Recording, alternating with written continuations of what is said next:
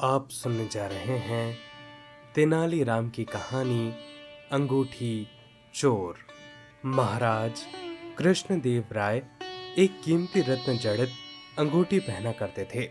जब भी वह दरबार में उपस्थित होते थे तो अक्सर उनकी नजर अपनी सुंदर अंगूठी पर जाकर टिक जाती थी। राजमहल में आने वाले मेहमानों और मंत्री गणों से भी वह बार बार अपनी उस अंगूठी का जिक्र किया करते थे। एक बार राजा कृष्णदेव राय उदास होकर अपने सिंहासन पर बैठे थे। तभी तेनालीराम वहां पहुंच गए। उन्होंने राजा की उदासी का कारण पूछा। तब राजा ने बताया कि उनकी पसंदीदा अंगूठी खो गई है और उन्हें यह शक है कि उनके 12 अंगरक्षकों में से किसी एक ने ही उसे चुराया है। चूंकि राजा कृष्णदेव राय का सुरक्षा घेरा इतना चुस्त होता था कि कोई चोर उचक्का या सामान्य व्यक्ति उनके नजदीक नहीं जा सकता था। तेनालीराम ने तुरंत महाराज से कहा कि मैं अंगूठी चोर को बहुत जल्द ही पकड़ लूंगा। यह बात सुनकर राजा कृष्णदेव राय बहुत प्रसन्न हुए। उन्होंने तुरंत अपने अंगरक्षकों को वहां पर बुलवा लिया।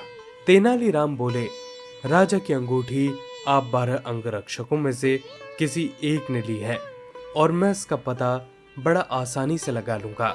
जो सच्चा है उसे डरने की कोई जरूरत नहीं है और जो चोर है वह कठोर दंड भोगने के लिए तैयार हो जाए। तेनालीराम ने बोलना जारी रखा, आप सब मेरे साथ आइए, हम सभी माँ काली के मंदिर में चलेंगे। राजा बोले, ये क्या कह रहे हो तेनालीराम? हमें तो चोर का पता लगाना है, मंदिर के दर्शन नहीं कराने। महाराज आप धैर्य रखिए, जल्द ही चोर का पता चल जाएगा। तेनालीराम ने राजा को सब्र करने के लिए कहा।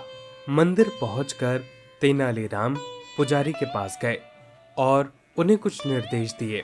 इसके बाद उन्होंने अंगरक्षकों से कहा, आप सभी को बारी बारी मंदिर में जाकर माँ काली की मूर्ति के पैर छूने हैं और फौरन बाहर निकल आना है।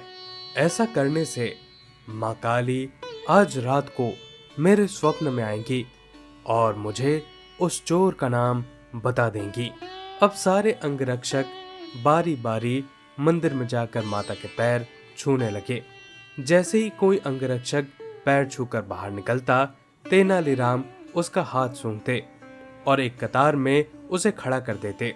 कुछ ही देर में सभी अंगरक्षक एक कतार में खड़े हो गए। महाराज बोले, चोर का पता तो कल सुबह लगेगा, तब तक इनका क्या किया जाए? नहीं महाराज, चोर का पता तो लग चुका है। 7वें स्थान पर खड़ा अंगरक्षक ही चोर है। ऐसा सुनते ही वह अंगरक्षक वहां से भागने लगा और वहां मौजूद सिपाहियों ने उसे धर दबोचा और उसे कारागार में डाल दिया गया। राजा और बाकी सभी लोग आश्चर्यचकित थे कि तेनालीराम ने बिना स्वप्न देखे ये कैसे पता लगा लिया कि चोर वही है। तेनालीराम सबकी जिज्ञासा शांत करते हुए बोले, मैंने पुजारी जी से कहा था कि आप माँ काली के पैरों पर तेज सुगंधित इत्र छिड़वा दें, जिस कारण जो भी माँ के पैर छुए उसके हाथों में वही सुगंध आ जाए। लेकिन जब मैंने 7वें अंगरक्षक के हाथ महके तो उनमें कोई भी खुशबू नहीं थी। उसने पकड़े जाने के डर से माँ काली की मूर्ति के पैर छुए ही नहीं। इसलिए यह साबित हो गया कि उसी के मन में पाप था और वही चोर है। राजा कृष्णदेव राय एक बार फिर तेनालीराम की बुद्धिमत्ता के कायल हो गए और उन्हें स्वर्ण मुद्राओं से उन्हें सम्मानित किया। दोस्तों, ये थी पूरी कहानी। आप सुन रहे थे तेनालीराम की कहानी अंगूठी चोर।